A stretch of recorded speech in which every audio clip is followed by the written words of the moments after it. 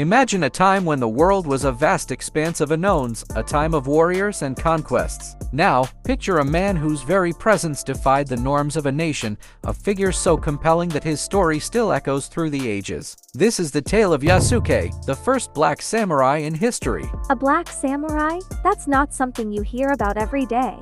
How did he end up in Japan? Yasuke's journey is shrouded in mystery, but it's believed he was born around the 1550s, possibly in Mozambique, Ethiopia, or South Sudan. His path to Japan was as extraordinary as the man himself. He arrived in 1579 with an Italian Jesuit missionary, perhaps as a bodyguard. But it wasn't long before he caught the eye of Oda Nobunaga, one of Japan's most powerful feudal lords. So, he was a stranger in a strange land, yet he managed to rise to prominence? Exactly. Nobunaga was fascinated by Yasuke's height and his skin, which was unlike anything he had ever seen. Yasuke stood at about 6 feet 2 inches tall, towering over most Japanese people of that era. His strength and stature quickly earned him Nobunaga's favor. That's quite the impression to make.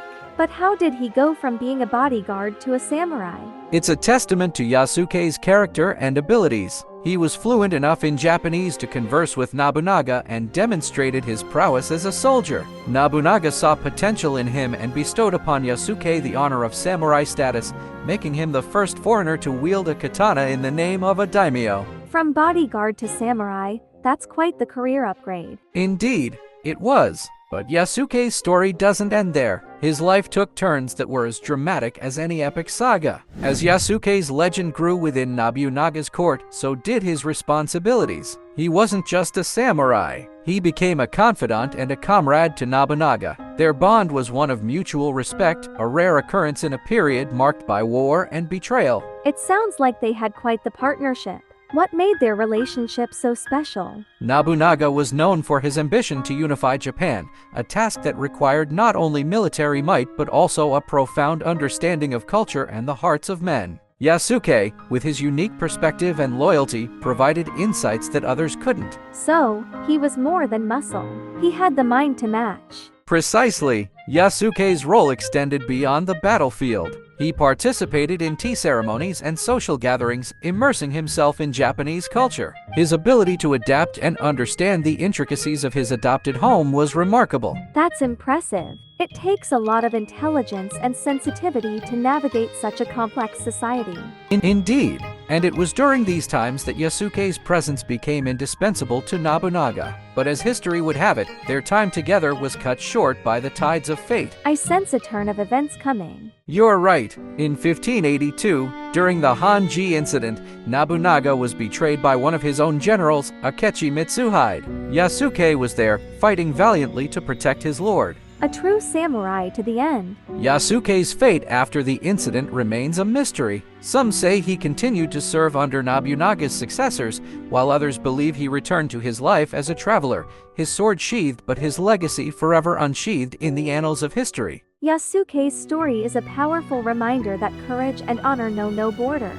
A man of many worlds, Yasuke was a bridge between. Yasuke's life in Japan was more than just a personal triumph. It was a symbol of the fluidity of cultural boundaries. His legacy is not just about the battles he fought or the status he achieved, but about the barriers he broke. He was a pioneer in many ways then, wasn't he? Absolutely. Yasuke challenged the perceptions of race and class. He wasn't just accepted into Japanese society. He thrived and left an indelible mark on its history. But how is he remembered today? What's his lasting impact? Yasuke's story, though not widely known for centuries, has recently gained attention. He's become a symbol of diversity and the embodiment of a global narrative that transcends time and place. It's like he's still serving as a bridge, even now. Precisely. His tale has inspired books, documentaries, and even a Netflix series. Yasuke's life encourages us to look beyond our differences and find strength in our shared humanity. That's a powerful message,